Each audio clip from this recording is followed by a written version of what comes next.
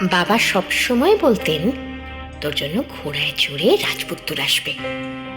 মেয়েটা বলতো, কেন বাবা? বাবা বলতেন, কারণ তুই যে রাজকন্যা। মেয়েটা বলতো, আমার বাবা কি তবে রাজা? বাবা হাসতেন, তারপর বলতেন, এমন রাজকন্যা থাকলে তার বাবা রাজা না হলে কি হয়? মেয়েটা বলতো, তুমি তাহলে সত্যি সত্যি রাজা? বাবা হাসতেন, তারপর ছোট্ট পরি মেয়ের গালে গাল চেপে ধরে বলতেন, মা। বাবা জ্বরে ডুবে আছেন, ছোট্ট পরীর মুখ ভার। সে দরজার আড়াল থেকে দেখে সারা রাত জেগে মা এখন নিঃসারে ঘুমোয়। রাত জুড়ে কত কি কপালে জলপট্টি অবধি। আচ্ছা, জলপট্টি দিলে কি হয়? জ্বর ভালো হয়ে যায়। ছোট্ট পরি মেয়ে বাবার গা ঘেঁষে দাঁড়ায়। এই বাবাটা কেমন ধূসর শুকনো মুখের মানুষ। বাবার কি খুব কষ্ট হচ্ছে? খুব। পরি মেয়ে তার চুলের ফিতে খুলে ফেলে, তারপর বেসিনের জলে ডুবিয়ে বাবার কপালে বেঁধে দেয়। বাবা চোখ মেলে তাকান, ঠিক সামনের আয়নায় তার চোখ, টুকটুকে লাল ফিতে তার কপাল জুড়ে।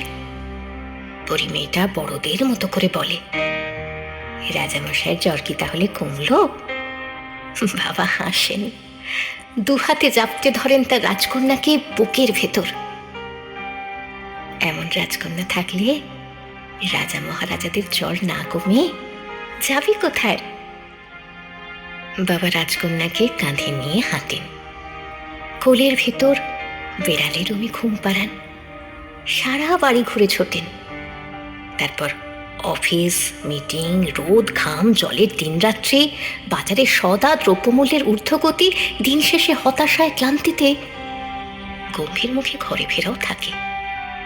কিন্তু পরি মেয়েটা এসে বলে, তুমি কি আমার ফকির বাবা? বাবা গম্ভীর মুখে বলেন, কেন মা? আজকাল আমায় যে রাজকন্যা বলে ডাকো না। ক্লান্তিরা দানা ঝাপটে পালায়, দুশ্চিন্তাও। বাবা রাজা মহারাজা হয়ে যান মুহূর্তে। তার বুকের ভেতর ডানা ঝাপটায় রাজকন্যা। বাবারা জানেন তার ঘরের চৌকাঠ পেরোলে এই জগৎ জুড়ে তার রাজকন্যাদের জন্য সবসময় সত্যিকারের রাজপুত্ররা অপেক্ষায় থাকে না, বরং অনেক সময় নখর বাগিয়ে ওত পেতে থাকে ভয়ঙ্কর সব শাপত।